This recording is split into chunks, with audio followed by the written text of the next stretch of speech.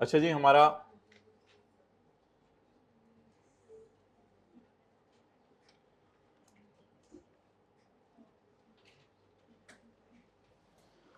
एक कॉन्सेप्ट है कि लीज इज ए लीज और नॉट अ लीज, कि लीज भी है या नहीं है।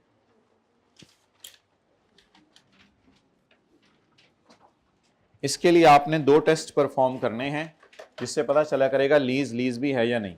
अगर लीज हुई तो फिर ऑब्वियसली IFRS 16 वाली काउंटिंग भी करेंगे हम।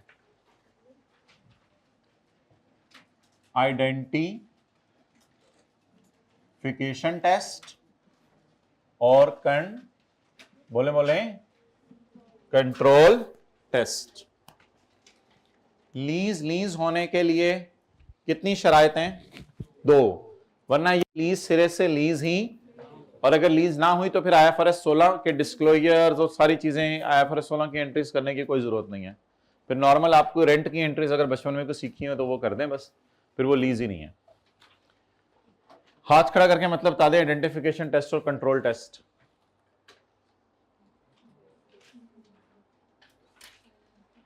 यानी 3-4 बसेस हैं लेसर के पास, तो सबसे पहले आइडेंटिफाई होना चाहिए ना 4 में से कौन सी बस दे रहे हो, तीसरी वाली बस तुम्हारी है, तो सबसे पहला कौन सा टेस्ट पास होना चाहिए?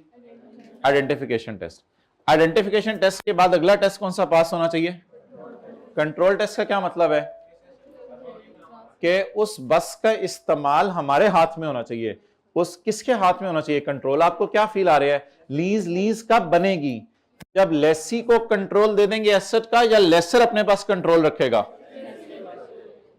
अगर लेसर लेसी को गाड़ी देते हुए ये कहे कि 4 घंटे फला दिन मेरे पास ले आना, 6 घंटे मुझे फिर चाहिए होगी, फिर ये करूंगा मैं इस गाड़ी का, फिर उस गाड़ी का ये भी करना है यार, ये भी मसला होता है, वो भी मसला होता है, इसका मतलब है लेसर आपको पूरे तरीके से एसेट का कंट्रोल नहीं दे रहा। तो स्टैंडर्ड कहता है लीज तब लीज बनती है जब एसेट की शनाख्त हो सके, कौन सा एसेट आपको दे रहा है, और दूसरी बात कंट्रोल आपके ख्याल से किसको देना चाहिए? वैसे हमें लेसी को कंट्रोल। कंट्रोल का ये मतलब होता है कि दूसरों की आपके कैलकुलेटर पे आपका कंट्रोल है।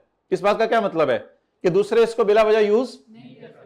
लेकिन अगर लेसर एसेट दे भी दे और बाद में कंट्रोल भी अपने पास रख ले, नहीं यार ये भी है वो भी है, फोन यार बस की तरह यार जल्दी मंगवा यार मुझे ये, तो फिर तो ये लेसर ने आपको एसेट अब मजाक ही है, फिर ये रेंट एग्रीमेंट है, फिर ये लीज तो सिरे से नहीं है। Okay, identification test. Identification test, identification आपको पता है एक्सप्लिसिटली भी हो सकती है और इम्प्लिसिट भी हो सकती है। क्या मतलब? वाज़े तौर पे भी आप कह सकते हैं बस नंबर 3 ले लो, या ऐसा भी हो सकता है कि आपने अपनी बस की रिक्वायरमेंट्स बताई तो बाहर जाके देखी कि बस खड़ी ही एक है जिसमें 60 सीटें हैं, बाकी बसों में तो सीटें ही 3 है। तो अब आप वो उसने बताया नहीं कौन सी बस ले लो, लेकिन जब पता चल गया था एग्रीमेंट में कि बड़ी वाली बस चाहिए, तो 4 बसें खड़ी थी, एक ही बड़ी वाली थी। आपने कहा भाई ये मेरी है, फिर उन्होंने कहा हाँ हाँ हाँ ठीक है, मैंने तुम्हें बस नंबर नहीं बताया, लेकिन बस यही जारी बात है, हमारी मोटी मोटी जब बात हुई थी बड़ी वाली बस चाहिए, तो वो तो है ही मेरे पास एक। तो वाजे तौर पे भी इशारा कर सकते हैं और बात इम्प्लीसिट भी हो सकती है। इससे कोई फर्क नहीं पड़ता कि वाजे तौर पे एग्रीमेंट में लिखा हो फलां बस, अगर मोटा मोटा पता चल रहा है एग्रीमेंट में क्या हुआ है, तो फिर भी वो आइडेंटिफिकेशन टेस्ट पास हो रहा। आइडेंटिफिकेशन एक्सप्लिसिटली जरूरी है या इम्प्लिसिट भी हो सकती है? अच्छा, इस लाइन का मतलब बताइएगा।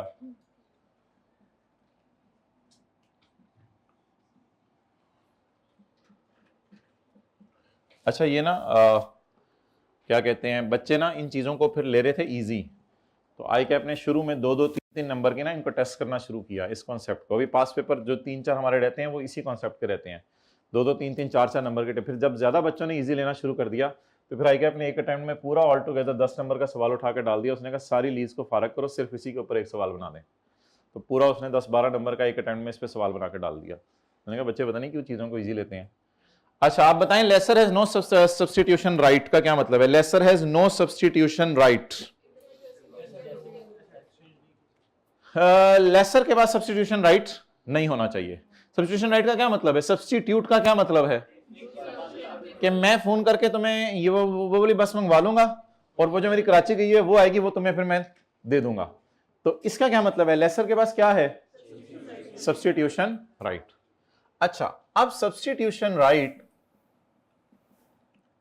सब्स्टिट्यूट यानी बदलना right, substitution right is substantial, मतलब बताएं इस बात का, सब्स्टिट्यूशन राइट इज सब्सटेंशियल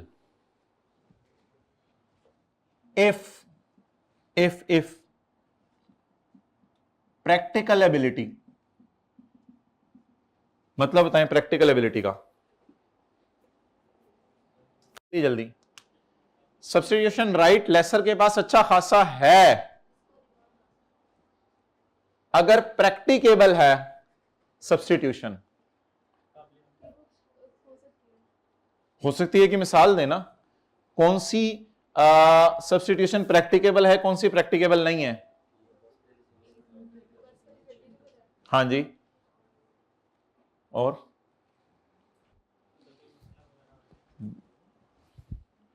जी जी जी, इन्होंने तकरीबन आधा जवाब सही दे दिया। 100 रुपए का चेंज है भाई, चलो 100 रुपए दे दें। तो पिछली रो में तो मशीन वाली लीज सब चेंज करना प्रैक्टिकेबल नहीं है। क्यों? होंडा एटलस कार ने बैंक से मशीन ली लीज पे, होंडा एटलस कार ने कहा मैं इंस्टॉल करने लगा हूं, बैंक ने कहा हाँ करो। होंडा एटलस ने कहा 4 साल बाद डी इंस्टॉल करूंगा, इंस्टॉल करने के आज करोड़ों रुपया लग गया, 4 साल बाद डी इंस्टॉल करूंगा, डी इंस्टॉल करके तुम्हें वापस करूंगा। अब बैंक 1 साल बाद कहे यार ये मैं तुम्हें मशीन जरा बदल के दे रहा हूं, ओ भाईजान तुम्हारी मेहरबानी, मशीन है कि मशीन नहीं है, ये कोई इस तरह तो नहीं अब मैं पूरी उखाड़ू मशीन और तुम नई मशीन भेजो और दोबारा मैं इंस्टॉल करूं और मैं तो पागल हो जाऊंगा मशीन को लगाते लगाते।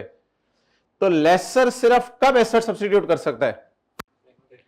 जब लेसर के लिए सब्स्टिट्यूट करना पॉसिबल हो। लेसर ने लेसी को बस दी हुई है, सब्स्टिट्यूट कर सकता है। लेसर ने लेसी को जहाज दिया हुआ है, सब्स्टिट्यूट कर सकता है। लेसर ने लेसी को टैंक दिया हुआ है, सब्स्टिट्यूट कर सकता है। लेसर ने लेसी को फोटोकॉपी मशीन दी हुई है, सब्स्टिट्यूट कर सकता है। लेकिन लेसर ने लेसी को मशीन दे दी, लेसी ने वो इंस्टॉल कर ली, अब लेसर कहे कि मैं इसको चेंज करने लगा हूं, तो लेसी कहेगा फिर मेरी जान ले ले आके, मशीन तो चेंज ना कर फिर। तो अच्छा, अभी मैं आपको ये नहीं पढ़ा रहा कि lessor has no substitution right. Lease बनने के लिए तो लेसर के पास नो सब्स्टिट्यूशन राइट होना चाहिए। अभी मैं आपको पढ़ा रहा हूं कि सब्स्टिट्यूशन राइट होता क्या है, ब्रैकेट में पढ़ा रहा हूं सब्स्टिट्यूशन राइट। सब्स्टिट्यूशन राइट क्या है? जहां पे एक शर्त यह पाई जाए कि सब्स्टिट्यूट करना पॉसिबल हो, प्रैक्टिकेबल हो सब्स्टिट्यूट करना।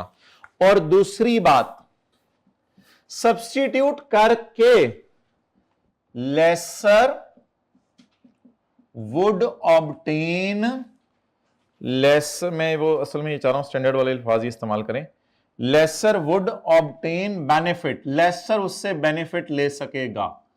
लेसर उससे बेनिफिट इसलिए ले सकेगा ना कि हो सकता है किसी कस्टमर ने कहा हो यार फलां वाली बस हमें मंगवा दो, वो हम पहले भी यूज करते रहे, वो बड़ी अच्छी है, तो वो उससे तुम्हें किराया भी उसका ज्यादा दे देंगे। तो अब वो लेसर उस फोन करके लेसी हो गया यार कोई और लेसी मुझे मिल गया, वो वाली बस तुम्हें भेजो, तुम्हें इसी जैसी बस दे रहा हूँ, थोड़ा बहुत प्लस माइनस हुआ तो गुजारा चला लेना, तुम्हें इसी जैसी बस दे रहा हूँ, बाकी तुम कस्टमर आइंदा कभी तुम्हें कंपनसेट कर देंगे, वो वाली बस जरा मुझे भेज दो। तो अब वो भेज देगा, ठीक है, तो लेसर को ज्यादा किराया उस बस का किसी और से आ रहा होगा तो लेसर उसको किराए पे दे देगा, लेसर को क्या टेंशन है। तो बता दें लेसर के पास चीज बदलने का हक एग्रीमेंट में कब बन जाता है?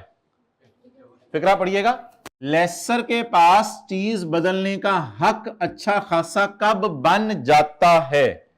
जब वो ऐसी चीज दे रहा है उसको जो बदली जा और बदलने से उसको एक्स्ट्रा पैसे, इकोनॉमिक बेनिफिट या कॉस्ट सेविंग होगी, तो फिर ठीक है लेसर ऐसा करे, लेसर उस मशीन को, सॉरी उस एसेट को किसी और को दे सकता है, तो इट मींस कि उसके पास सब्स्टिट्यूशन राइट है। लेकिन अगर एग्रीमेंट में लिख दिया जाए कि एसेट ये है और लेसर इसको बदल नहीं सकता, तो फिर lessor has no substitution right. Bracket में हमने इस बात की एग्जांपल दी है कि lessor has no substitution right, ये ब्रैकेट में हमने ये बताया कि सब्स्टिट्यूशन राइट होता क्या है, होता क्या है। और जब पता चल गया आपको सब्स्टिट्यूशन राइट होता क्या है, तो आपको पता होना चाहिए कि लेसर के पास ये राइट नहीं देना। अच्छा, एक बात याद रखिएगा, इस सारी एग्जांपल्स में पूरे में थीम यह है कि लेसी को आपने स्ट्रॉन्ग करना है। लेसी को अगर आप स्ट्रॉन्ग करेंगे तो लीज है, और अगर लेसी को आप वीक करते रहेंगे एग्रीमेंट में तो ये लीज लीज। मुझे बताएं, अगर एसेट आइडेंटिफाई हो जाए तो लेसी क्या होगा? स्ट्रांग होगा, सेटिस्फाई होगा। एसेट कैसे आइडेंटिफाई होगा? बता दो कौन सा है और अपने मुंह से कहो कि मैं इसको बदलूंगा। इन दोनों बातों से आपको क्या फीलिंग आ रही है? लेसी कंफर्टेबल फील नहीं कर रहा। लेसी चीज लेने गया, लेसर ने बता दिया ये है और मैं चेंज भी। इन दोनों बातों से लेसी क्या फील करेगा? सेटिस्फाइड फील करेगा। और अगला टेस्ट क्या लगाना है? अब ये नहीं कि बस आपको दे दी और वादा भी कर लिया कि बस बदलूंगा नहीं, बाद में फोन करके बार बार कह रहा है यार मुझे जरा बस चाहिए, है तो तुम्हारे पास है लेकिन 2 दिन के लिए जरा मुझे दे दो, 3 दिन के लिए मुझे दे दो। यार बस तो तुमने सुना है कि सरगोदा से बाहर लेके जा रहे हो, शर्म नहीं आती यार? तुम्हें अजीब बातें कर रहे हो यार। भाई बस है मेरी, है बस, तू मेरी बस करा दे वैसे ही। तो अगली चीज क्या होनी चाहिए? लेसी को आप मजबूत करें। कैसे मजबूत कर सकते हैं? कंट्रोल देके लेसी को मजबूत कर सकते हैं, या लेसर अपने बस कंट्रोल रखे तो मजबूत होगा? लेसी को मजबूत करने तो उससे कंट्रोल देना पड़ेगा। तो उसके लिए एसेट को आइडेंटिफाई भी करके दें और उससे एसेट पे क्या दें? कंट्रोल भी दें। Lessee has right to obtain substantially all benefits। Implicit means के वाज़ेह तौर पे एसेट पता नहीं चल रहा था, लेकिन जब आप उसके दफ्तर से बाहर निकले तो 2-3 एसेट पड़े हुए थे, आपको अंदाजा हो गया कि मीटिंग में ये वाला एसेट तय हुआ था। तो उसने एसेट का नाम नहीं लिखा था, ना जाके उसने उंगली रखी थी, लेकिन आपको एग्रीमेंट से पता चल गया मोटा मोटा बातों से कि कौन सा एसेट है। Lessee has right to obtain substantially all benefit. तो तकरीबन 90-95% बेनिफिट्स अगर लेसी ले रहा है तो ठीक है। हाँ, कभी देखो 2 साल के अंदर एक दफ़ा लेसर ने कह दिया यार मुझे बस की ज़रूरत है, वो मेरी बेटी की शादी है तो वो मुझे बस चाहिए तो उधर लेके जाना है, थोड़ा बहुत तो ठीक है, कोई मसला नहीं। मैं मेजर 90% बेनिफिट्स कौन ले एसेट से? लेसी। और अगर लेसर ने मशीन लगवाई है और मशीन लगा के आगे कहता है यार मशीन से आप यूनिट्स प्रोड्यूस कर रहे हैं तो मुझे भी थोड़े यूनिट्स की ज़रूरत है, ज़रा घंटे के लिए ये मशीन जो है ना मेरे चलवा दें, मुझे वो थोड़े बहुत की गुंजाइश है, उसमें कोई मसला नहीं। लेकिन ये नहीं कि बार बार अनड्यू इंटरफेरेंस हो रही है और बार बार आके आपको डिस्टर्ब कर रहा हो हर वक्त और आप ऑपरेट ही ना कर पा रहे हो। यार तू ले यार, ले यार, सही तूने मुझे मोटरसाइकिल किराए पे दिया है, हर वक्त तुझे मुझे ही मोटरसाइकिल याद आया रहता है, ले यार वापस ले। यानी कि आप इतना डिस्टर्ब ना करें लेसी को, सब्सटेंशियल बेनिफिट उसी को लेने दें। और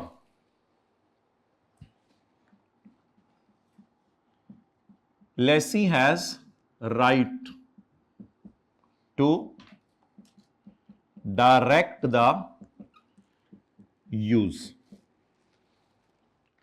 लेसी के पास राइट होना चाहिए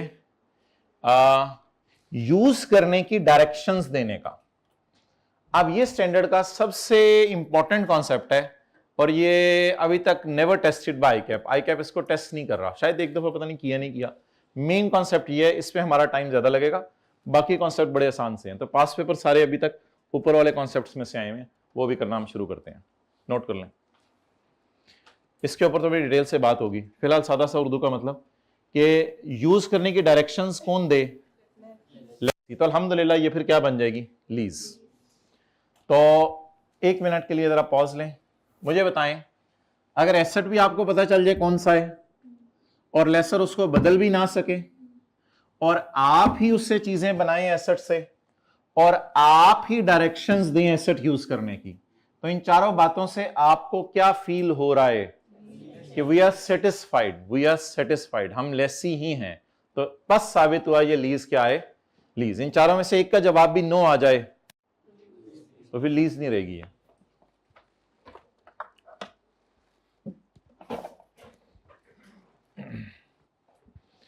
अच्छा, अगर बस आपको बता भी दे ये वाली है और आप ही बस पे सवारियां बिठाएं और आप ही डायरेक्शंस दें कि बस किस शहर में जानी है किस शहर में नहीं जानी, और एक छोटी सी एक क्लॉज डली हो कि ये बस में कभी भी लेके कोई और भेज सकता हूं, वह फारग होगी, ये लीज नहीं है क्योंकि ये वाला टेस्ट फेल हो गया। Now lessor has substitution right, उसके पास तो राइट चला गया, तो फारग होगा फिर। तो चारों चीजें पास होना जरूरी है।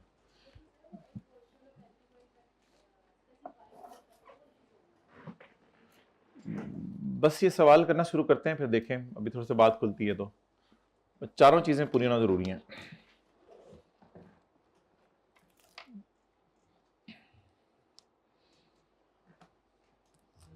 अच्छा, ये किसके लिए हम पढ़े हैं? लेसी के लिए पढ़े हैं, लेसर के लिए पढ़े हैं आज? नहीं नहीं, दोनों के लिए, दोनों के लिए डिसाइड तो दोनों ने करना है लीज है या नहीं है। बाद में जहाँ पे डिसाइड हो जाएगा। अच्छा, ये किस डेट पे आप डिसाइड करने की लीज भी है या नहीं? नहीं, कमेंसमेंट डेट पे नहीं, कमेंसमेंट डेट पे तो अकाउंटिंग शुरू हो जानी है। इंसेप्शन डेट पे, ये किस डेट पे डिसाइड करना है लीज भी है या नहीं? इंसेप्शन डेट के नीचे नोट डला हुआ था, अभी मैंने पढ़ाया थोड़ी देर पहले आपको सुबह सुबह। इंसेप्शन डेट के नीचे नोट डला हुआ था कि इसी दिन डिसाइड कर लिया जाता है कि लीज भी है या नहीं। और अगर डिसाइड हो जाए लीज है तो फिर कमेंसमेंट डेट से उसकी काउंटिंग शुरू करते हैं आईएफआरएस 16 के मुताबिक। और अगर लीज ना हुई तो फिर आईएफआरएस 16 से बाहर निकल जाए, नॉर्मल रेंट की एंट्रीज करें, कोई डिस्क्लोजर रिक्वायरमेंट्स फॉलो करने की जरूरत नहीं, कोई नोट बनाने की जरूरत नहीं, कोई मैच्योरिटी एनालिसिस बनाने की जरूरत नहीं, फिर ये लीज ही नहीं है। जी, कोई सवाल पूछ रहा था? एसी बंद करवा दें भाई।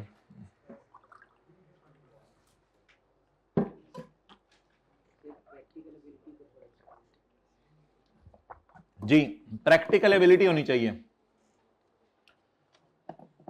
प्रैक्टिकल एबिलिटी का ये मतलब है, मिसाल के तौर पर लेसर ने मुझे जो है वो लैपटॉप्स लीज पे दिए, तो बाद में मुझे कहता है यार ये लैपटॉप जरा मुझे वापस भेज दो। Yes, it is practically possible. पर लेसर ने मुझे जनरेटर लीज पे दिया, जनरेटर कॉलेज में आते जाते आपने देखा होगा, और वो हमने अंडरग्राउंड उसकी इंस्टॉलेशन करवा भी ली। बाद में ऐसा कहता है यार ये जनरेटर मुझे वापस करना, हम कहेंगे यार तू जान ले मेरी जनरेटर तुम क्या। तो प्रैक्टिकली पॉसिबल नहीं होती कुछ चीजों को चेंज करना। तो क्या टर्मिनेशन राइट से यहां कोई फर्क नहीं पड़ता। टर्मिनेशन राइट हो भी तो ये लीज है।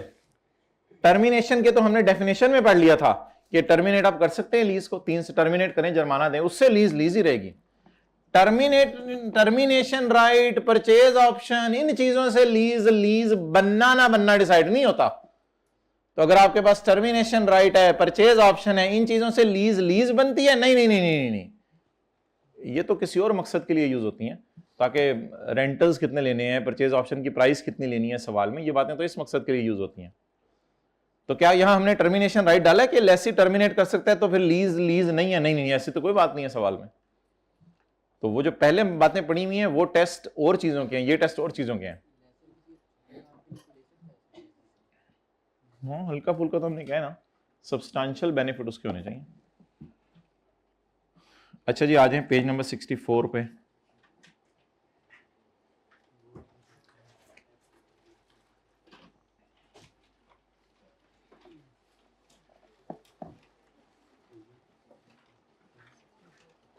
सबसे पहले हमने डायग्राम बनाई है ऑन व्हाइट बोर्ड। इसके बाद हम आने लगे हैं पेज नंबर 66 पे, 67 पे। Identification of from the point of view of lessor, नहीं, from the point of view of lessor and lessee. पहला टेस्ट और अगला टेस्ट टोल टेस्ट। अगर एसेट, अच्छा बस आपने यस नो के चक्कर में ना पड़िएगा, आप बस बताइएगा लेसी के लिए ये गुड साइन है या नहीं। अगर एसेट आइडेंटिफाइड है हां तो लेसी के लिए गुड साइन है, और अगर एसेट आइडेंटिफाई नहीं हो रहा तो फिर तो ये लीज ही नहीं है। अच्छा, अगर एसेट आइडेंटिफाई हो जाए लेकिन लेसर कह दे मैं सब्स्टिट्यूट कर सकता हूं, फिर भी ये बात किस तरफ जा रही है? नॉट अ लीज की तरफ। लेकिन अगर एसेट भी आइडेंटिफाई हो जाए, हां, लेसर एसेट को बदल सकता है? नहीं नहीं नहीं, लेसर का यार मैं एसेट को बदलूंगा नहीं, तो भी परेशान होगा बार बार फोन, तो भी तो एसेट लाना पड़ा होगा, सॉरी मैं ऐसा नहीं करूंगा। लेकिन अभी 2 टेस्ट और लगाएं, अभी भी लीज डिसाइड ना करें इसको।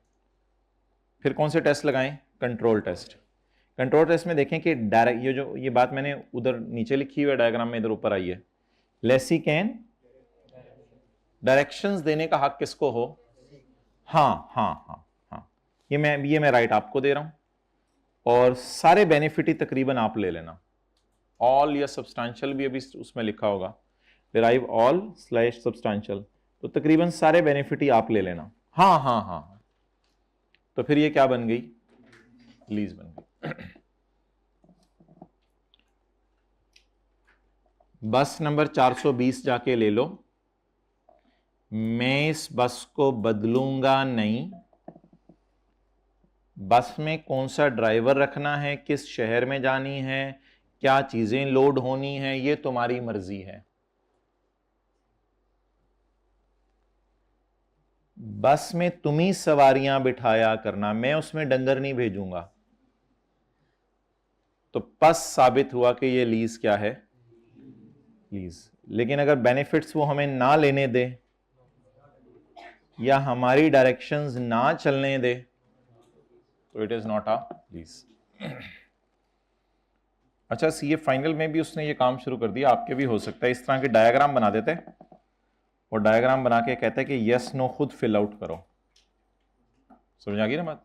तो इस तरह की टेस्टिंग तो बस कॉन्सेप्ट की होनी है ना, वो डायग्राम बना के टेस्ट करे, वो जो मर्जी करके टेस्ट करे, वो तो उसकी मर्जी है, तो कॉन्सेप्ट की टेस्टिंग है।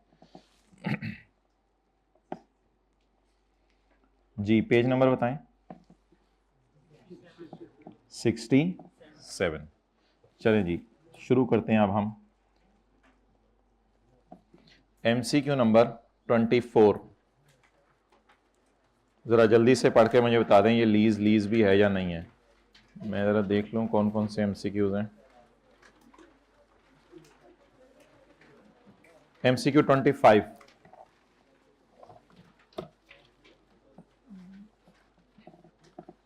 जल्दी से बता दे कोई अच्छा सा बच्चा इसका जवाब। अब हमने अच्छे खासे पास्ट पेपर करने हैं इस कॉन्सेप्ट के आज।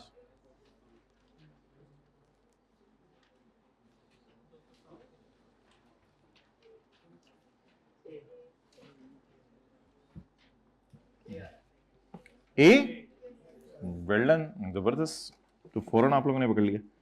विच of the following is one of the conditions set out in, क्या करना है इसी टेम्परेचर चेंज बंद कर दें। Which of the following is one of the conditions set out in FRS SONA for an arrangement to be classified as lease?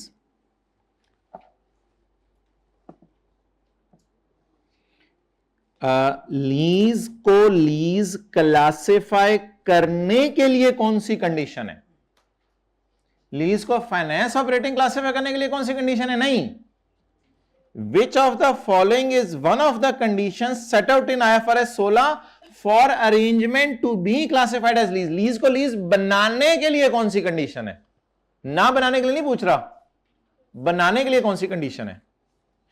Lesi has a right, one of the condition, सारी conditions कहते हैं मैं नहीं पूछ रहा, कोई एक है इसमें से ऐसी बता दो। Lessee has the right to obtain तकरीबन all the benefits of the assets from the use of asset. क्या ये कंडीशन अभी हमने पढ़ी है? कहां पढ़ी है ये कंडीशन? ये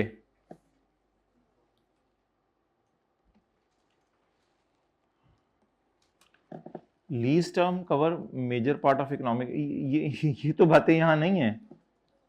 वो तो अगर 6 साल में से आपने 6 महीने के लिए भी एसेट लीज पे लिया तो ये लीज है, अल्लाह का शुक्र है। इसे शॉर्ट टर्म लीज से कहते हैं हम, इससे तो कोई फर्क नहीं पड़ता। लीज तो एक दिन की भी हो सकती है, मेजर हो ये तो लीज की वजह नहीं है। उसके बाद लेसर हैज अच्छा खासा राइट ऑफ सब्स्टिट्यूशन। अगर आप लेसर को दे देंगे अच्छा खासा राइट ऑफ सब्स्टिट्यूशन तो ये अरेंजमेंट को MCQ बना रहा है लीज। तो अगर लेसर को दे दिया सब्स्टिट्यूशन तो फिर तो ये क्या बन जाएगी? Not a lease. वो ये नहीं पूछ रहा कौन सी चीजें lease, lease is not a lease, वो ये पूछ रहा है कि लीज बनवानी है मैंने। पहली लाइन पढ़े, which of the following is one of the condition for an arrangement to be classified as lease. मैंने लीज बनवानी है, इससे लीज बनेगी या उल्टा रिवर्स हो गया काम? तो लेसर को आपने राइट दे दिया, फिर कहां से लीज है? तो मुझे बस यही लग रहा है कि लेसी यहां से स्ट्रांग हो रहा है और ये तो नॉट एप्लीकेबल है, ये सिनेरियो तो पता नहीं उसने अपने से डाला है परेशान करने के लिए। ये फाइनेंस ऑपरेटिंग लीज के टेस्ट हैं, ये तो मुझे पता है, लेकिन ये सिनेरियो ऐसे परेशान करने के लिए डाले हैं। इधर तो लेसी क्या हो रहा है, वीक हो रहा है, कोई ए वाला ना, हाँ लेसी वीक हो रहा है। लेसर के पास राइट है डायरेक्शंस देने का, जैसे सास के पास राइट होता है डायरेक्शंस देने का, तो लेसर के तो एक दिन बहू आके कहती है आई हैव नो यूज, मेरे पास तो कोई पावर ही नहीं है, कंट्रोल नहीं है, तो पहले से ही मेंटली प्रिपेयर होके जाना था। अच्छा अगले को सही ना करें, हम मेंटली प्रिपेयर हों। लेसी लेसी लेसी लेसी लेसी लेसी, तो लेसी यहां पे क्या है माय डियर, वीक।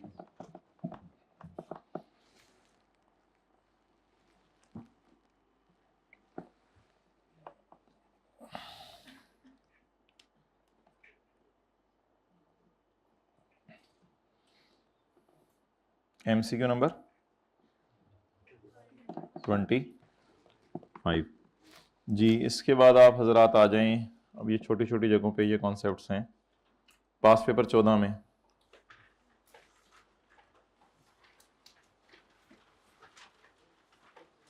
पहले 16 का 2 कर लेते हैं, वो भी रहता है। पास पेपर क्वेश्चन 16 का 2 नहीं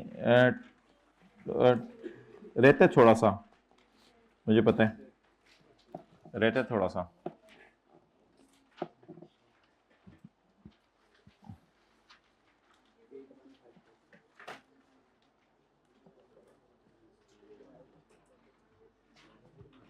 पेज नंबर 154।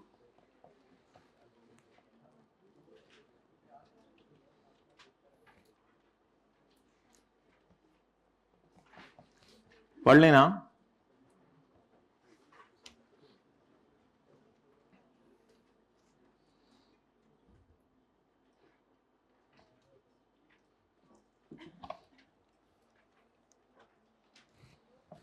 ऑन एकम में 2021 हमारा यूनियन क्या है, हमने सवाल में क्या बनाने हैं, बैलेंस शीट और एंड नोट्स। ऑन यकम में 2021 ओएल एंटर्ड इनटू, यानी 1 और 2 दोनों की पी&एल बैलेंस शीट बनाना था, हमने 1 का बना दिया था, 2 का हमारा रहता है अभी तक। OL entered into an arrangement with the energetic limited for the use of 5 photocopy machines for a non cancellable period of 3 year. अच्छा कैंसिलेबल नॉन कैंसिलेबल से लीज इज लीज और नॉट अ लीज डिसाइड नहीं होता, cancellable non cancellable का कोई मसला नहीं। Semi annual rentals of 2 million is to be paid in advance as per agreement. EL कौन है, अच्छा पहली लाइन में पढ़े, optimism entered into following arrangements. On यकम में optimism entered into an arrangement with energetic for use of 5 photocopy machines. तो OL को चाहिए थी मशीन्स, एनर्जेटिक ने उसको दी। सेमी एनुअल रेंटल्स आर इतने, एज पर एग्रीमेंट लेसर अल्हम्दुलिल्लाह हैज अच्छा खासा right to replace the machine. Lessor के पास ये राइट है कि वो मशीन को रिप्लेस कर सकता है। अब अगर वो मशीन को रिप्लेस कर सकता है तो इससे क्या साबित हुआ, lessor has a right to substitute, so it is not a lease. तो चलें आप इसका पी&एल बैलेंस शीट बना दें। नहीं भाई लीज नहीं है तो काउंटिंग तो करनी है ना, हाँ पी&एल बैलेंस शीट तो बनेगा ना, तो लीज नहीं है, बस रेंट की नॉर्मल एंट्रीज करके इसका पी&एल बैलेंस शीट बना दें। एंट्रीज नहीं करनी तो डायरेक्ट पी&एल बैलेंस शीट बना दें। मतलब लीज नहीं है तो पैसे जाते रहे हमारे पास से, कैश क्रेडिट नहीं करना, आप अजीब बोंगी मार रहे हैं। बस लीज नहीं है तो एंट्रीज नहीं करनी, या लीज नहीं है तो आईएफआरएस 16 वाली अकाउंटिंग नहीं करनी। अच्छा वैसे पहले टेस्ट कर लें, ये लेसी के लिए शॉर्ट टर्म लीज है, ये लो वैल्यू एसेट है, पहले ये जरा बता दें। और भाई लीज ही नहीं है तो भाई शॉर्ट टर्म लीज और लो वैल्यू एसेट वाले चक्कर में पड़ने की जरूरत नहीं है। लेकिन डेटा से पी&एल बैलेंस शीट तो बनाएं। तो आप अब थोड़ी देर के लिए समझें कि आपने आईएफआरएस 16 नहीं पढ़ा हुआ, तो सिंपल मुझे बता दें, इस डेटा से आपने कोई मशीन लीज पे ले ली है, इसकी लीज मानना नहीं हमने, इसके रेंट की एंट्रीज बता दें। एंट्रीज बाद में कर लेता हूं, पहले P and L balance sheet जरा डायरेक्ट कोशिश करते हैं बनाने की, अब हम बड़े हो गए हैं। पी एंड एल में क्या जाएगा? Rent expense. हाइब्रिड में क्यों बातें चल रही हैं? अच्छा नहीं चल रही।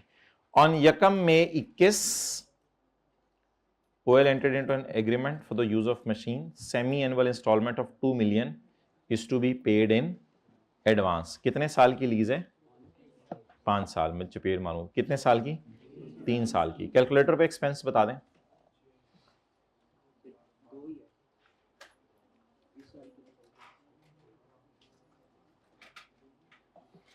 ये 2 कितने महीने का कराया? 6 महीने का। हमारे ईयर एंड तक कितने महीने मशीनें इस्तेमाल हुई? 8 महीने। डन। तो पहले 6 महीने का कराया 2 मिलियन। कब से कब तक का? मई, जून, जुलाई, अगस्त, सितंबर और अक्टूबर। 1 2 3 4 5 6, ये पहले 6 महीने का किराया हो गया। अब कितने महीने का किराया अलग से निकालना पड़ेगा मुझे? नवंबर और दिसंबर। 6 महीने का किराया 2 मिलियन और 2 महीने का किराया अब मुझे और चाहिए। अभी मैं पी एंड एल बना रहा हूं या पेबल प्रीपेड निकालूं? अभी तो पी एंड एल बन रहे हैं। पी एंड एल में तो खर्चा जाना चाहिए। असूली तौर पे बताएं वैसे खर्चा कितने महीनों का जाना चाहिए? 8 महीनों का, क्योंकि हमने मशीनें 8 महीने इस्तेमाल की हैं। 2 मिलियन किराया होगा, ये मिलियन है, ये मंथ्स नहीं है। 2 मिलियन किराया होगा अगले 6 मंथ्स का, उसमें से हमारे 2 महीने कितने ग्रैंड टोटल बता दें? 2.67।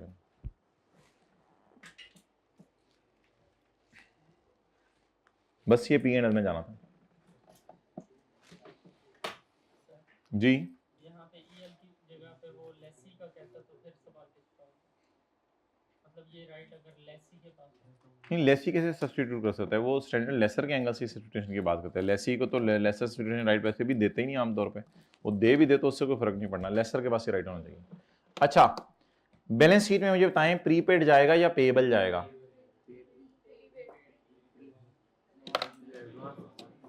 यार आप बोंगी ना मारे ना, बस बिल्कुल लीज भूल जाएं। वैसे ही आप कहीं बैठे हुए थे तो पता चला कि मई, जून, जुलाई, अगस्त, सितंबर, अक्टूबर का किराया मई में दे दिया। हाँ हाँ, मई, जून, जुलाई, अगस्त, सितंबर, अक्टूबर का किराया मई में दे दिया और नवंबर, दिसंबर और जनवरी, फरवरी, मार्च, अप्रैल का किराया नवंबर में दे दिया। आप बता दें कि इसमें प्रीपेड कितना निकलेगा? यहां पर 6 महीने प्रीपेड होगा, लेकिन दिसंबर के एंड पर 4 महीने प्रीपेड रह जाएगा। यकम नवंबर को मैं कहूंगा 6 महीने का प्रीपेड, लेकिन मेरी बैलेंस शीट में प्रीपेड कैंसिल हो जाएगा 2 महीने का पहुंचते हुए। बैलेंस शीट में प्रीपेड सिर्फ कितने महीने का जाएगा? 31 दिसंबर को क्या मैं खड़े होकर कह सकूंगा कि मैंने प्रीपेड कार्ड बाय कर लिए मैं अगले 4 महीने के? तो 31 दिसंबर को मैं खड़े होकर कह सकूंगा कि अल्हम्दुलिल्लाह I have already paid the rent of अगला जनवरी, फरवरी, मार्च, अप्रैल ऑन यकम नवंबर। तो मेरे ख्याल से प्रीपेड तो 4 महीने बन रहे हैं, ऐसा ही है। 2 मिलियन कितने महीने का है? तो मुझे कितने महीने का चाहिए?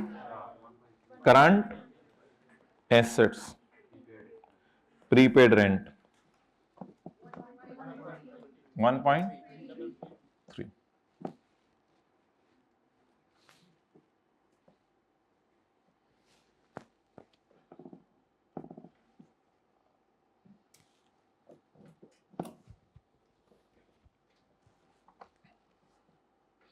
बस ये उसने मांगा था, पी एंड एल और बैलेंस शीट।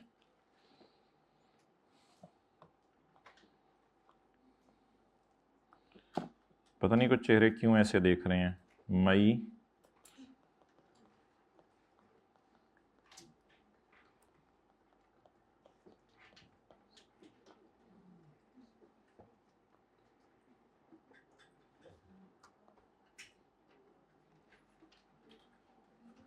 जी, मई जून जुलाई अगस्त सितंबर अक्टूबर का किराया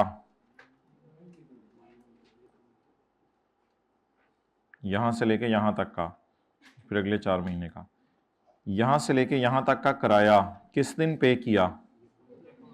इस दिन। और यहां से लेके यहां तक का किराया किस दिन पे किया? इस दिन। तो आप मुझे बता दें कि ये खर्चा कितना है और प्रीपेड कितना है, इस तरह बता दें। ये 2 तो पूरा खर्चे में चला जाएगा क्योंकि हमारा ईयर में अंदर ही सब कुछ आ गया, और इस 2 को डिवाइड करेंगे 6 से, लेकिन मशीनें इस्तेमाल की हैं सिर्फ 2 महीने, तो ये मेरा खर्चा निकलाएगा 8 महीने का। और प्रीपेड निकालने के लिए इसको मैंने प्रीपे किया लेकिन यूज कर लिया, इसको मैंने प्रीपे किया 6 महीने के लिए, उसमें से 2 महीने यूज कर लिया, तो बैलेंस शीट में फिर कितने महीने का प्रीपे जाएगा? 4 महीने। एंट्रीज आप वो कर सकते हैं, short term lease low value assets वाली एंट्रीज कर सकते हैं, गया खर्च हुआ, उसमें एंट्रीज में कोई मसला नहीं। वो तो एंट्रीज का हमने अपना तरीका बनाया हो, एंट्रीज का मतलब तो नहीं होता कि ये शॉर्ट टर्म लीज है, लो वैल्यू एसेट है। एंट्रीज आप उस तरीके से करें, एंट्रीज में क्या मसला है? एंट्रीज में बस एंट्रीज जो भी करें आप, एंड पे रेंट एक्सपेंस आना चाहिए 2.67 और प्रीपेड आना चाहिए 1.33। एंट्रीज जो मर्जी करें आप। एंट्रीज इस तरह कर लेते हैं, यकम मई को गया रेंट पेएबल, वही वाला एंट्रीज गया, कितना गया? 2। और 31 अक्टूबर खर्च हुआ कितना? 2। अच्छा, इसके बाद यकम, जल्दी बोलें, नवंबर गया 2 for rent prepaid and payable, I am using the word rent payable. और उसके बाद खर्च हुआ, कोशिश करें 2, ये वाला 2, ये वाला 2 कितने महीने के लिए दिया है? और मुझे कितने महीने के लिए चाहिए? जी, रेंट एक्सपेंस 0.67। अब इन एंट्री से P&L बैलेंस शीट में बना लेता हूं, एंट्रीज नोट करें।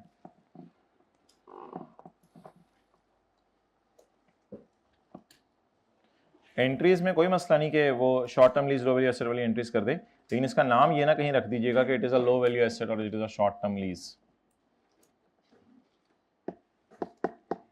इन एनी केस ROULL वाली एंट्रीज नेवर अलाउड, क्योंकि लीज ही नहीं है ये।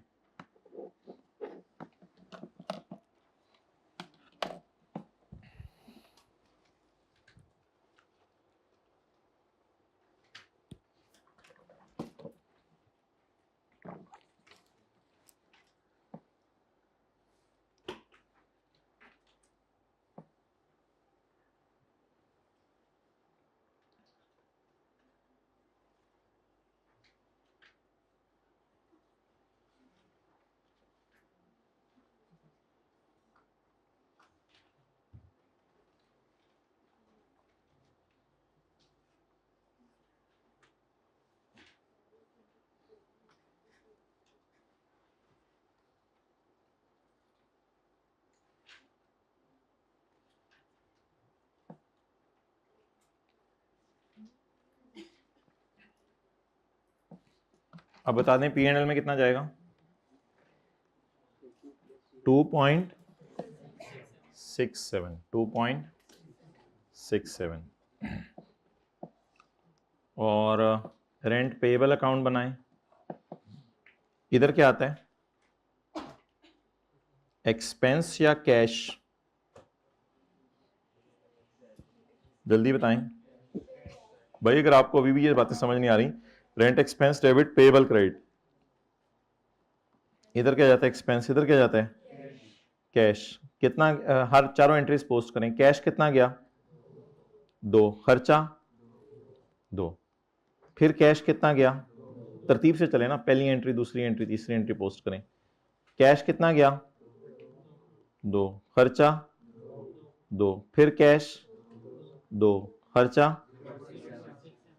0.67। अब आप बता दें प्रीपेड कितना है। पहले मैंने ज़बानी लिखवाया था, अब एंट्री से। अगर ये पेएबल अकाउंट है, पेएबल अकाउंट के आपको पता है ज़िंदगी में कैरी डाउन्स इधर आते हैं इस साइड पे, पेएबल अकाउंट्स के ब्रॉड डाउन इधर आते हैं, कैरी डाउन इधर आते हैं। अगर इधर आ गया तो पेएबल होगा, और अगर ओपनिंग प्रीपेड और क्लोजिंग प्रीपेड हुआ तो फिर इधर होगा। अब अनलकीली बैलेंसिंग देखें, इधर आ रहा है 1.33, तो अनलकीली ये इधर आ गया, इसलिए प्रीपेड इसका नाम होगा, नोट कर लें। और हम भी प्रीपेड कितना लेके गए हैं बैलेंस शीट में, 1.33। हाँ जी, नहीं रेंट इनकम वाला तो नहीं ना, गया खर्चुआ वाली एंट्रीज की हैं हमने या आया कमाया वाली? मुझे याद है जिस दिन मैंने ये पढ़ाना शुरू किया था गया खर्चुआ, उस दिन मैंने रेंट पेएबल का अकाउंट बना के दिखाया था। जिस तरह रेंट रिसीवेबल का अकाउंट ज्यादा दफा शायद क्लास में बनाया था, इसलिए आपको याद है आया कमाया, लेकिन गया खर्चुआ वाला भी अकाउंट याद रखें।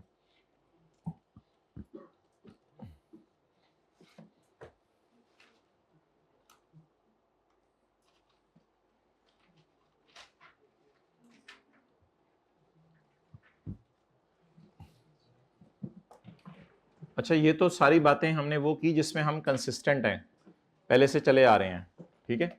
तो ऐसी वैसे बात कर रहा हूं, अगर कोई बंदा प्रीपेड की एंट्रीज भी करना चाहते हैं तो कर ले, देखें इधर। अब आप बड़े हो गए हैं इसलिए आपसे बात करने में कोई हर्ज नहीं। आप एंट्रीज ये कर लें, प्रीपेड डेबिट कैश क्रेडिट 2 रुपए, ठीक है, पहली एंट्री ये हो गई। अब बड़े हो गए ना, समझे चीजों को। दूसरी entry expense debit prepaid credit, अक्टूबर में ये कर लें।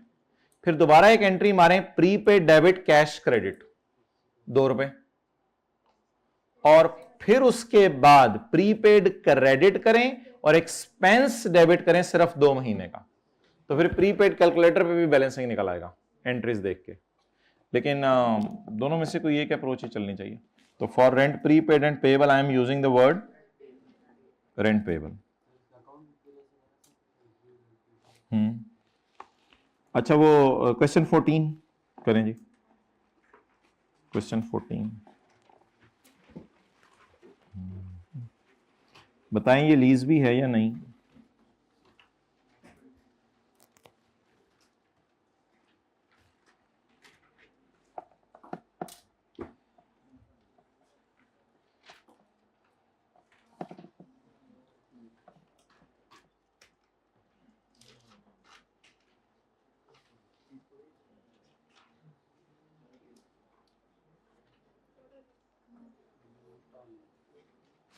अच्छा, आपको 3 नंबर मिल जाएंगे भाई नोटा लीज लिखने पे, आपकी अजमत को सलाम।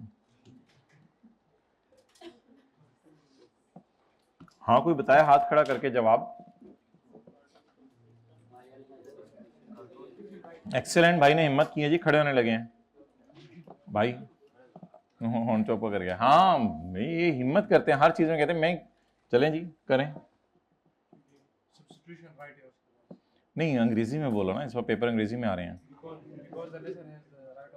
Because the lesser has a right of substitution, therefore it is not a lease. I have obtained examiner 3 marks. Please give me 3 marks on this line. Please, examiner, my dear examiner Bablu, please give me 3 marks. I will award you 1 mark. Have a seat. Not a passing marks. डेट number तो चाहिए थे कम से कम। चलें जी, पढ़ें। Capri Ice, a notable ice cream parlour, ice cream मुंह पे लगाई जाती है वहां, तो notable ice cream parlour enters into a contract with Yardley limited to use a space in a shopping, किस तरह बोलते हैं हम लोग, मॉल बोलना होता है, मॉल सही हो रहा है थोड़ा थोड़ा मेरा, mall, okay, a shopping mall owned by YL। तो शॉपिंग मॉल आप को कोई बता दें जो पाकिस्तान में आपको जिसका पता हो। पैकेजेस, डिफेंस के करीब वाले, ये हमारे इलाके के करीब वाले, जो टाउन वाले, एम्पोरियम। अच्छा चलें, तो एम्पोरियम में किसी ने जो है वो अपनी कुल्फियों का पार्लर जो है वो खोलना है, तो contract specifies the dimensions of space, कि आपको हम जगह दे देंगे 5 फुट बाय 5 फुट, कुल्फी की रेडी इतनी होती है ना, 5 फुट बाय 5 फुट की आपको जगह दे देंगे। Dimensions of space and location, ground floor पे जनूब मशरिक की जानिब आपने जाके अपनी रेडी पार्क करनी है। ये जनूब मशरिक भी आप लोगों को नहीं पता तो क्या किया जाए आपके साथ। अच्छा मुझे ये बताएं कि किबला किस तरफ है? मगरिब की तरफ है, ये तो मुझे भी पता है। इस क्लास में खड़े होकर किस तरफ है? मगरिब की तरफ। अच्छा भाइयों पे रिलाय कर लेते हैं, ये मगरिब की तरफ है। तो अब ये मगरिब है तो पीछे बच्चे हैं, ये मगरिब है तो पीछे, तो जब आप मगरिब की तरफ मुंह करें तो राइट हैंड खोलें तो शुमाल और लेफ्ट खोलें तो जनूब। चलें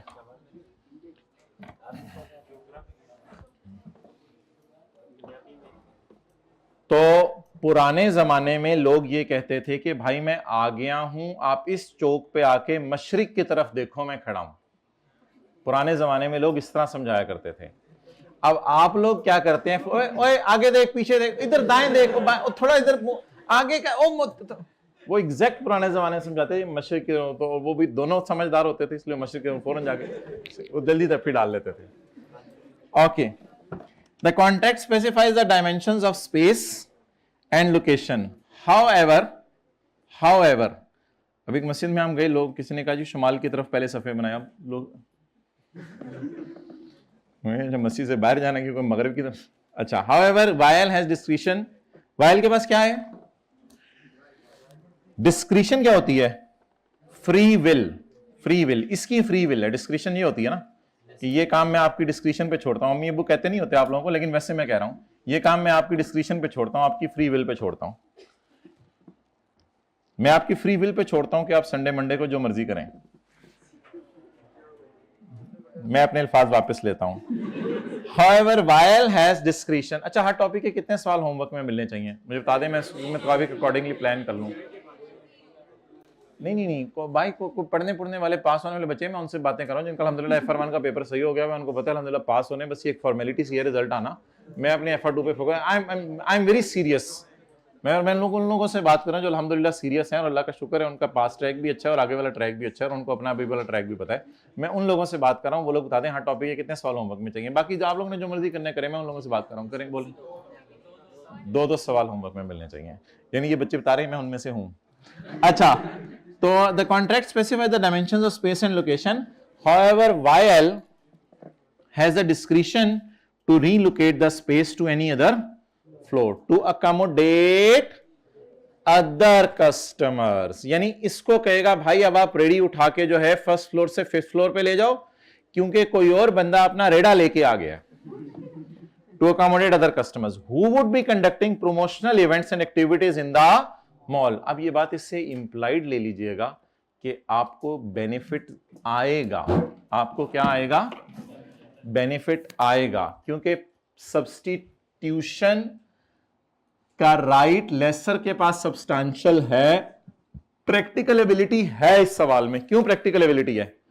क्योंकि आइसक्रीम पार्लर बजाहिर कोई ऐसी चीज हमें सवाल से नहीं लग रही कि जिसमें अंडरग्राउंड आइसक्रीम पार्लर आपने मॉल्स के अंदर देखे होंगे, वो तो उन्होंने सिर्फ जो है वो एक फ्रीजर रखा होता है और एक जो है वो मेज लगाई होती है, काउंटर लगाया होता है, वो एक जगह से उठा के दूसरी जगह आप ही जाने, थोड़ा सा जरा इधर से शिफ्ट करके देख लीजिएगा, धक्का दे के वो बंदे अंदर, तो ये शिफ्टेबल है। तो प्रैक्टिकली पॉसिबल है आइसक्रीम पार्लर को शिफ्ट करना।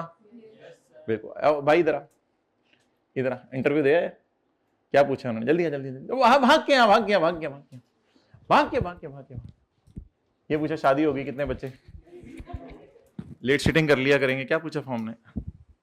ऑडिट से रिलेटेड पूछा था। क्या ऑडिट से नहीं? और कोई सवाल नहीं पूछा। लेट सीटिंग कर लेंगे, आपको हम मंड के रखेंगे, आपसे बहुत काम कराया करेंगे। और उसको बच्चे कह रहे थे नहीं कोई मसला नहीं सर, आप मुझे रख लें बस एक दफा, आप मुझे रख लें। फिर जब ज्यादा काम कराते हैं, ये जो फर्में जो है ना सोशल मीडिया पे शुरू कर दो, ये फर्में जो है ना बहुत बुरी हैं, बहुत काम। फर्स्ट में पूछा था, क्या कहते हैं? लेट सेटिंग करेंगे। और आपने क्या कहा? ठीक है, तो आई इसलिए। अच्छा, अगला तो उसको बता देना था कि मैंने नहीं करनी। नहीं बता सकते ना। क्यों नहीं बता देते? वो खुद पूछ रहे हैं कि कर सकते, बाद में फिर क्यों बच्चे कहते हैं कि क्यों करा रहे हैं? अच्छा चलो ठीक है, आगे चलो। आगे इंटरव्यू था पार्टनर के साथ। पार्टनर के साथ इंटरव्यू था, 1 to 1, यानी पार्टनर और आप। अल्लाह अकबर। उन्होंने बस ऑडिट से रिलेटेड पूछा। माशाल्लाह। और बाकी बस कह रहा ठीक है। ऑडिट किससे पढ़ा, कितने दिनों में पास किया, क्या किया, इसी तरह के सवाल होंगे ना। केस स्टडी बना के पूछा था केस स्टडी बना के पूछा था, तो आपने स्टडी किया बस उसे, आज सुबह। वही पढ़ के गए थे। बुजुर्ग हो आप तो, यानी जो उन्होंने पूछना था वही आप पढ़ के गए थे। इजी था। अच्छा, क्या पूछा था इनको पता है, इन्होंने ऑडिट पढ़ लिया हुआ है? ऑडिट रिपोर्ट रिवीजन से रिलेटेड क्वेश्चन था, सब्सिक्वेंट इवेंट वाली। पढ़ लिया हुआ है आप लोगों ने? अच्छा अच्छा, पास हो गया मैं। और जाते हुए उन्होंने क्या कहा? जाते ही बस मंडे से। बड़ा अच्छा लगा आपसे, मंडे से आना। अच्छा चलो, क्लास के बाद गले मिलते हैं। अच्छा भाई, आप मुझे ये बताएं कि पार्टनर के सॉरी, मुझे ये बताएं कि लेसर के पास सब्स्टिट्यूशन राइट है? बोले ना, बिकॉज आइसक्रीम पार्लर को मूव करना प्रैक्टिकली, और लेसर इससे बेनिफिट भी by allowing others to conduct the end. अब वो जो सोशल स्टडीज की टीचर कहती होती थी कि सवाल में ही जवाब है, तो वो वाला काम शुरू करें, वो वाला काम शुरू करें। लिखें in this case the lessor has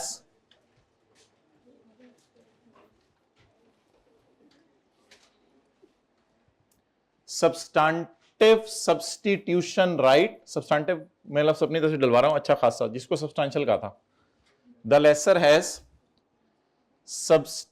भाई आप भी नोट करो ना। The lessor has substantive substitution right because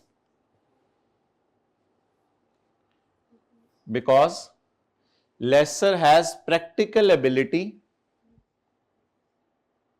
because lesser has practical ability। अब आगे लफ्ज बोलें टू रीलोकेट या सब्स्टिट्यूट। एक्सेलेंट, रीलोकेट किसने लफ्ज बोला है? बहुत अच्छा। To relocate or substitute, to relocate. ये लो इसको 100 रुपए दो। टू रीलोकेट कहां लिखा हुआ है? सवाल में लिखा हुआ है, तो वहां से बोल देना था, बोलना तो था।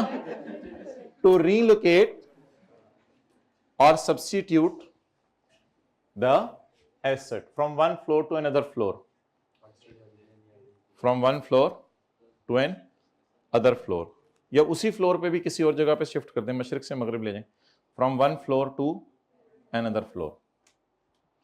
एंड यार वैसे 50 रुपए वापस बनते हैं, मैंने समझा तूने खुद बोला ला। एंड द लेसर वुड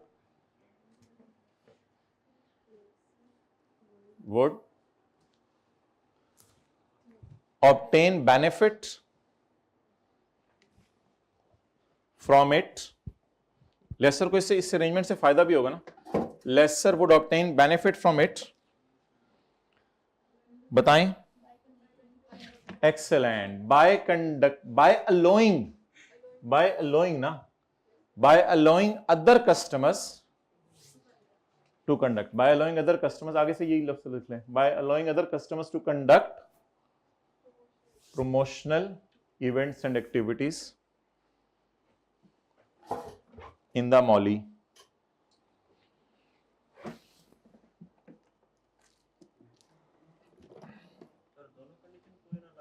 हाँ, दोनों कंडीशन पूरे ना उसमें, मैंने एंड का लफ्ज लिखा हुआ उसमें। जी काफी है भाई? नहीं मेरे डियर, कंक्लूजन देना। therefore this contract is not a lease contract, इसलिए ये लीज कॉन्ट्रैक्ट नहीं है। Therefore this contract is not a lease contract. बताएं लेसी वीक कैसे हो गया है? मैंने लेसी को अनकंफर्टेबल क्यों फील कर रहा है? मुंह उठा के लेसर जब भी आएगा, चल रेडी उठा। जी सर मैं रेडी उठा रहा हूं। क्या करूं? आप बाहर निकल जा। नहीं, चल ऊपर वाले फ्लोर पे जा। अरे जाके चल रेडी चौक, थल्ले वाले फ्लोर पे। क्यों तो उत्ते वाले थल्ले वाले मेरे यहाँ लगे हो। बट ठीक है, मैं एग्रीमेंट से पाया सी। ओह अच्छा, दूसरी एग्रीमेंट से पाया सी कि लेट सीटिंग भी होनी है। मैं तो अच्छा चलें जी। क्या चीज? हाँ, यहाँ अगर मशीन होती और कोई ऐसी मशीन होती जो कि ग्राइंडिंग मशीन है तो वो तो शायद फर्श के ऊपर ही पड़ी होती, उसकी टेंशन नहीं थी। लेकिन अगर कोई ऐसी मशीन थी जिसकी प्रॉपर इंस्टॉलेशन होगी और बाद में उसको, फिर वो मुश्किल हो जाना था। हाँ जी, कंट्रोल टेस्ट का अब क्या जिक्र करें, उसका डाटा नहीं अवेलेबल कुछ। देखो नहीं, बस असल में वो अगर लीज को लीज बनवाना चाहता ना तो फिर शायद काफी सारा डाटा देता। लेकिन अभी उसने क्या किया है, अभी उसने लीज को लीज नहीं बनवाना था तो बस उसने ये वाली बात पूछ के साबित कर दिया कि ये लीज लीज ही नहीं है। ओके, चलें जी, ये कौन सा पास पेपर की है? Question number 14। अब आ जाएं पेज नंबर 63 है, 4 है, ये जो मेन पेज है हमारा आज 63, पेज नंबर 63।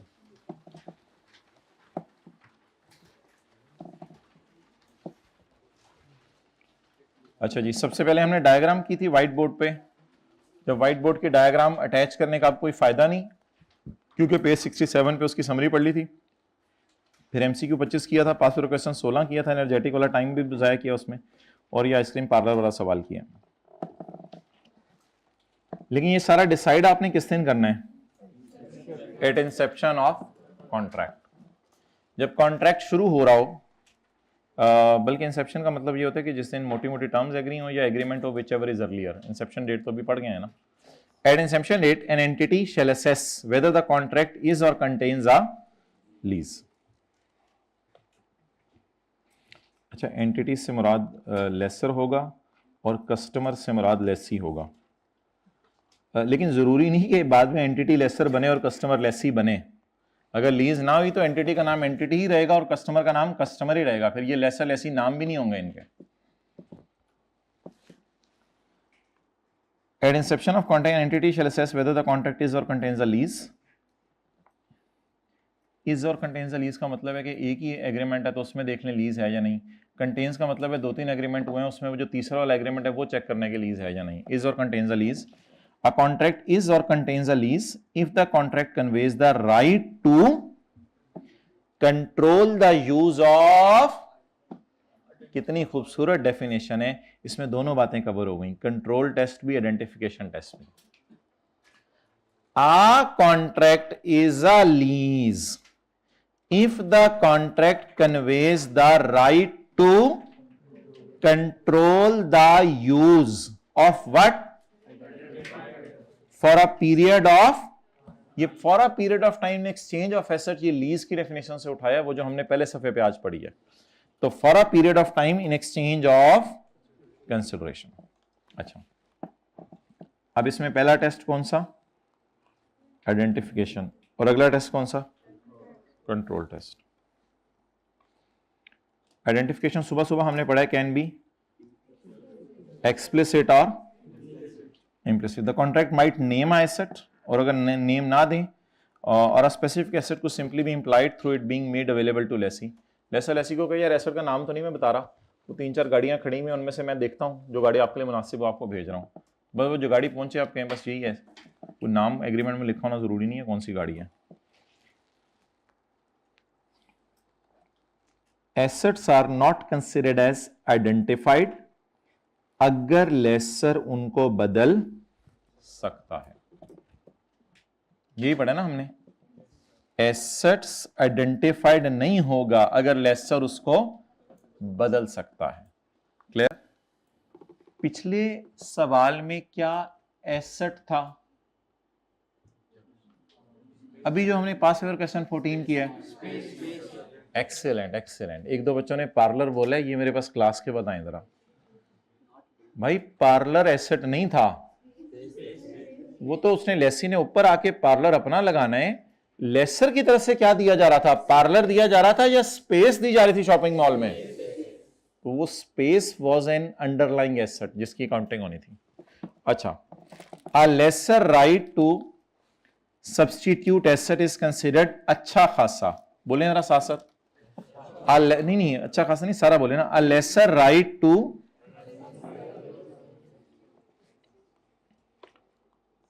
सप्लायर वैसे एंटिटी का लफ्ज कस्टमर के लिए भी यूज करते हैं, जब बेहतर लफ्ज सप्लायर लिख लें, लेसर के लिए सप्लायर। एक सप्लायर है, एक कस्टमर है। A supplier right to substitute the asset is considered, बोलें अच्छा खासा। अगर supplier has number 1 practical ability, for example asset with a specialised nature may not be substitute. बड़ा स्पेशल नेचर का आपने एसेट बनाया, फिर इंस्टॉल करवाया, फिर ये करवाया, वो करवाया, बाद में आपको यार नहीं है, तो वो फिर मुश्किल हो जाएगा। एंड अगली शर्त, एंड लेसर वुड, लिखें rule, and lessor would, lessor का लफ्ज तो अच्छा नहीं है सप्लायर, लेकिन खैर लेसर लिख लें। And lessor would benefit economically. अब फिक्रा पढ़ें, लेसर का राइट एसेट बदलने का अच्छा खासा समझा जाएगा अगर लेसर उसको बदल सकता है और बदल के फायदा ले सकता है। खाली बदलने का तो फायदा नहीं ना, नए कस्टमर से ज्यादा किराया लेगा कि तुम्हें ग्राउंड फ्लोर पे जगह दे देता हूं, तुम मुझे ज्यादा किराया दो। If the right of supplier is considered to be अच्छा खासा, then alhamdulillah asset is not identified, alhamdulillah this is not a lease। alhamdulillah मैं इसलिए बोल रहा हूं, अब लीज की काउंटिंग भी नहीं करनी, लीज के डिस्क्लोजर भी नहीं बनाने, बस ये सिंपल रेंट एग्रीमेंट है। तो जिस चीज पे कोई स्टैंडर्ड नहीं लगता फिर उस पे IS1 लगता है, बस IS1 की रोशनी में इसको ट्रीट करें, नॉर्मल रेंट की एंट्रीज करें, प्रीपेड पेएबल। अच्छा, अगर ये मुश्किल हो रहा हो डिटरमिन करने के लिए, एग्रीमेंट पढ़ के कि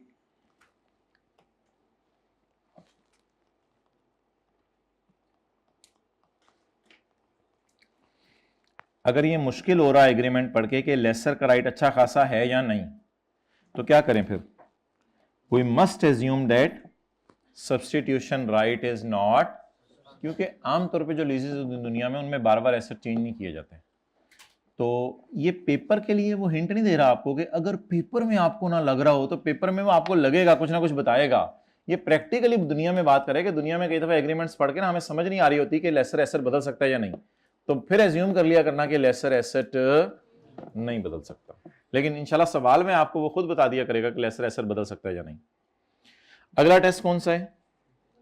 does the lessee have the right to control the use of asset. इसका एक तरीका क्या है कि right to obtain substantially all of the, तकरीबन सारे बेनिफिट्स आप ही लें।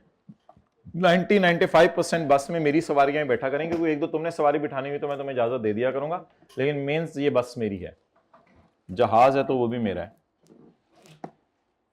और the right to direct the use.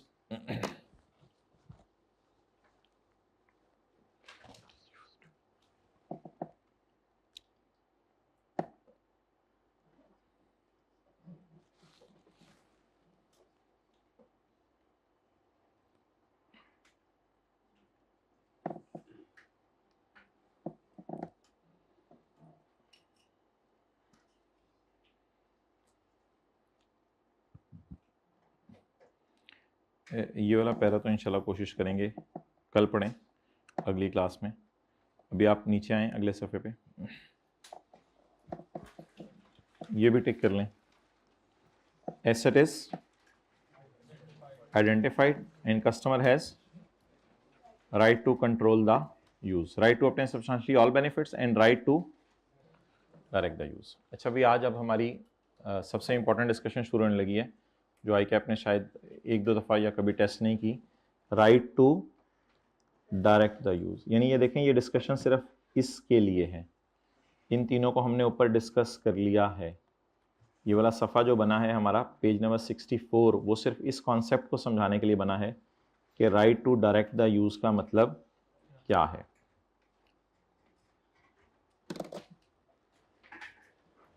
How and for what purpose is not predetermined by lessor।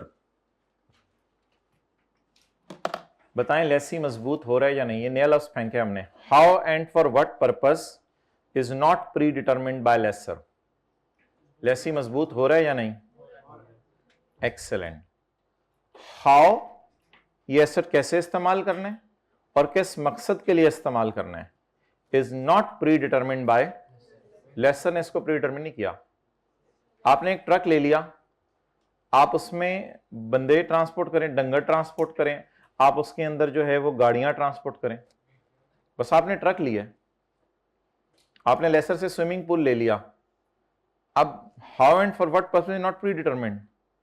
आप खुद नहलाएं, खुद नहाएं उधर, आप कस्टमर्स को नहलाएं, किराया लें, आप जो है वो डंगरों को नहलाएं, किराया लें।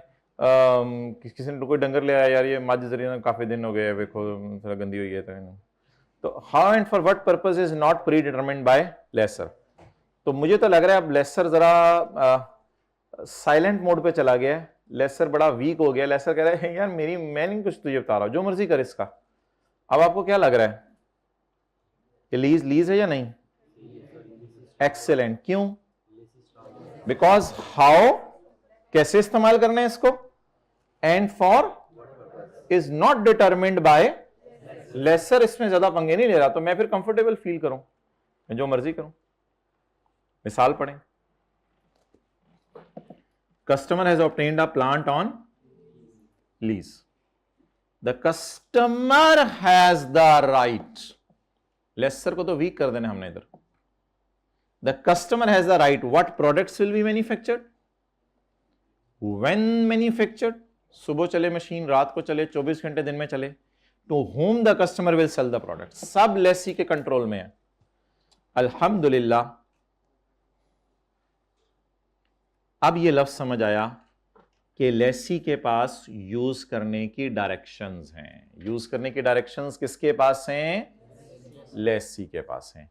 या एक मुश्किल लफ्ज, how and for what purpose is not predetermined by lessor. असल में इसी कॉन्सेप्ट पे हमारी अगली क्लास बेस करनी है, लेकिन बार बार ये लफ्ज बोलें, ये दोनों लफ्ज एक ही तरह के हैं। Right to direct the use of asset, ये छोटी छोटी बातें लिखेंगे तो समझ आएगी। Is with lessee, direction use की किसके पास होनी चाहिए? लेसी के पास। तो इससे लेसी मजबूत फील करेगा। अब आप सारे मुझे बताएं तसल्ली से 2 दफा पढ़ के, क्या इन दोनों लाइनों का तकरीबन एक मतलब नहीं है? नहीं, पढ़ के 1-2 दफा पढ़ें।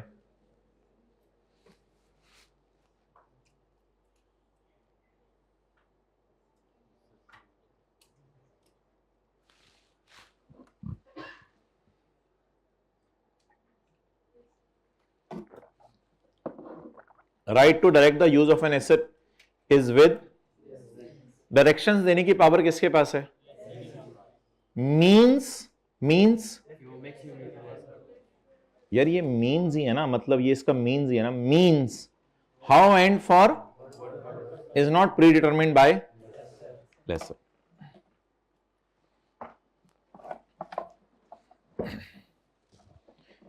एक बड़ी इंटरेस्टिंग बात, sometimes how and for what purpose is predetermined by lesser, but standard still says कि lessee is मजबूत। if नहीं वो substantial search वो खत्म हो गया। if the lessee has right to operate, होते हैं डेली के फंक्शंस परफॉर्म करना। अगर लेसी के पास राइट टू ऑपरेट है, लेसर ने कहा भाई इस स्विमिंग पूल में बंदों के अलावा कोई नजर नहीं आएगा, how and for what purpose is predetermined. Lessee ने कहा ठहरो, मुझे ये बता दो स्विमिंग पूल में खोलूं कब? जब मर्जी खोलो। एक बंदे को कितने दिन नहाने का टाइम दूंगा? भाई जितनी मर्जी दे नहाने का टाइम दे। अच्छा मैं जो बंदे रखूंगा सिक्योरिटी गार्ड वगैरह और वो वगैरह, वो कितने बंदे रखूंगा? यार तेरी मर्जी है, जितने मर्जी बंदे रख, मैंने तुझे मना करना है? अच्छा मैं खुद नहा लिया करूं? ओ यार तेरी मर्जी यार, मैंने तुझे सिर्फ ये कहा है कि इसमें कौन नहाने चाहिए? बंदे। अगर तू बंदा है तो बस नहा ले, तो बस नहीं। ऑपरेट करने की पावर किसको दे दें टोटली? हाँ, कुछ थोड़े बहुत प्री डिटरमिन चीजें कर लें आप, लेकिन ऑपरेट करने की पावर लेसी को दे दे तो फिर भी ठीक है, फिर तो लेसी का ही एसेट, अल्लाह का शुक्र है, कोई मसला नहीं। तो sometimes there may be a situation in exam where how and for what purpose is predetermined by, but alhamdulillah the customer has right to operate। अब टोटल कंट्रोल कस्टमर का नहीं है, लेकिन किसी हद तक उस कस्टमर का है। मिसाल के तौर पे जरा, customer has obtained a ship on lease. अब देखें लेसर क्या पंगा डालने लगा है। लेसर पंगा डालेगा फिर भी लेसी मजबूत ही फील करेगा। लेसर पंगा ये डालने लगा है, the lessor has the following rights. पिछले सवाल में क्या था? कस्टमर, और इधर क्या है? ओह, ये तो बात किसी और तरफ जाने लगी, लेकिन हो सकता है एंड पे आके हम लीज ही कहें। पहले देख लेते हैं। The customer has obtained a ship on lease. The alhamdulillah lessor has following rights. Which products ship will deliver? इसके तुम्हें एयर कंडीशनर ले जाओ, इस पे टीवी ले जाओ, इस पे गाड़ियां ले जाओ, इस पे ये चीजें ले जाओ, ये सब की इजाजत है। लेकिन ऑब्वियसली एनिमल्स ट्रांसपोर्ट नहीं करने, तुमने इस पे ड्रग्स ट्रांसपोर्ट नहीं करनी, तुमने इस पे ये नहीं करना। ये 2-3 चीजें मैं तुम्हें मना कर रहा हूँ, इसके अलावा बाकी चीजों की इजाजत है। लेसर ने ये लगाई रिस्ट्रिक्शंस, क्योंकि उसकी शिप पे कल को उसकी शिप को मसला हो गया, तो फिर मसला होगा। Which product ship will deliver is mentioned in contract by supplier. In which countries it will go, ये भी मैं बताऊंगा। पर चीचनिया बोसनिया पहुंचे हो, वहां से मेरी शिप भी वापस ना आए, तो ये भी मैं बताऊंगा। अब देखने में लेसर मजबूत हो रहा है, लेकिन स्टैंडर्ड कहता है नहीं यार, खैर है, वो तो लेसर को इतना तो हक दो ना, उसका शिप है। वो अगर कह रहे हैं क्या चीजें भेजनी है, किन मुल्कों में भेजनी है, तो वो how and for what purpose में प्री डिटरमिन कर रहा है। लेकिन ये देखो कि मशीन चलानी कब है, लेके शिप चलानी कब है, लेके कब जानी है, और उसका ड्राइवर कौन होगा, उसमें लेबर कितनी रखी जाएगी। अगर ये सारी चीजें आपने किसको दे दी हैं? लेसी को दे दी हैं। तो अल्लाह का शुक्र है यार, ये लीज है, थोड़ा बहुत तो लेसर को हक दो ना। थोड़ा बहुत ऐसे मंगड़ाई ले ले लेसर, कुछ ना कुछ तो करने दो उसको। हाँ, सारी बात है। लेसर मुल्क की लीगल रिक्वायरमेंट्स को देख रहा होगा, लेसर अपनी शिप की कंडीशन को देख रहा होगा कि किस तरह की शिप है और ये कितना होता है, उसको देख के लेसर थोड़ी थोड़ी चीजें अपने पास रखेगा, लेकिन लेसी को खुला राइट दे रहा है। However, the right to operate is with customer. बोले right to operate is with the hiring and firing of staff to operate the ship is in, and timing to move is also in the, रात को लेके जाएं, दिन को लेके जाएं, जो मर्जी करें, बस चीजें उसकी बताई हुई लेके जाना और उसके बताए हुए मुल्कों में लेके जाना। सो अल्हम्दुलिल्लाह the customer is directing the use by operating it. Point 1 में क्या कह रहे हैं? इसको कर लेते हैं, अब छोड़ो, डिस्कस अगली क्लास में कर लेना, सवाल पूछ लेना। अच्छा, अब वो एक जीआरपी रह गई थी, वो चले अब अगली क्लास में कर लेंगे। आप लोग होमवर्क में एक तो जो है ना, कोई नोट कर ले फिर मुझे बता दें। एक ये कर लीजिएगा, पेज 637 पे ना क्वेश्चन 5, ताकि आपको प्राइस और फिजिकल चेंज ज़रा रिवाइज हो जाए। कुछ छोटी छोटी चीज़ें ना रिवाइज कर लें, कल संडे का दिन लगा के। मंडे को तो इंशाल्लाह फिर खुशी में दोपहर के बाद ही आप पढ़ाई शुरू करेंगे। तो पेज 635 क्वेश्चन 5, और साथ इसके जो है वो लिख लें IS 41 का पास पेपर का क्वेश्चन 1, ताकि वो आपको काउज वाली बात भी रिवाइज हो जाए और उसमें फॉरेन करेंसी वाली ट्रांजैक्शन भी थी, वो भी रिवाइज हो जाए। पास पेपर का क्वेश्चन 1 IS 41 में। इसके बाद आप हजरात जो है वो थोड़ा सा टाइम निकाल के जो है IS 38 को ज़रा कीजिएगा। IS 38 के ये 2 पास पेपर आपने करके आने हैं। एक आपने जो है वो इसका पास पेपर करके आना है क्वेश्चन नंबर 9, ताकि आपको वेबसाइट कॉस्ट रिवाइज हो। क्वेश्चन नंबर 9 करके आना है। और इसके बाद आप हजरात ने करके आना है इसका क्वेश्चन नंबर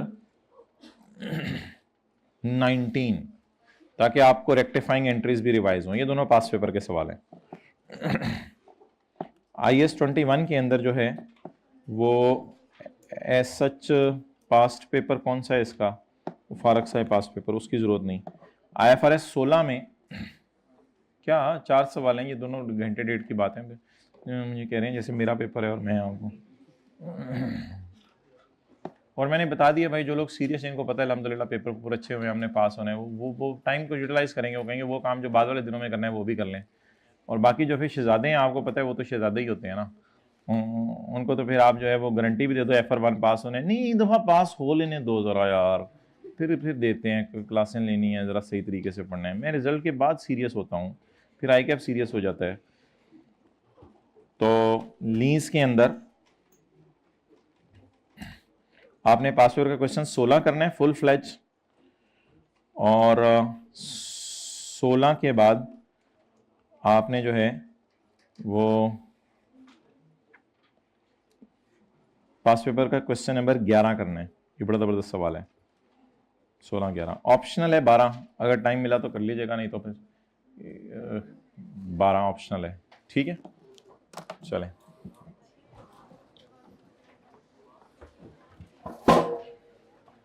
अल्लाह आप हज़रात को पास करे, दुआ करा दें।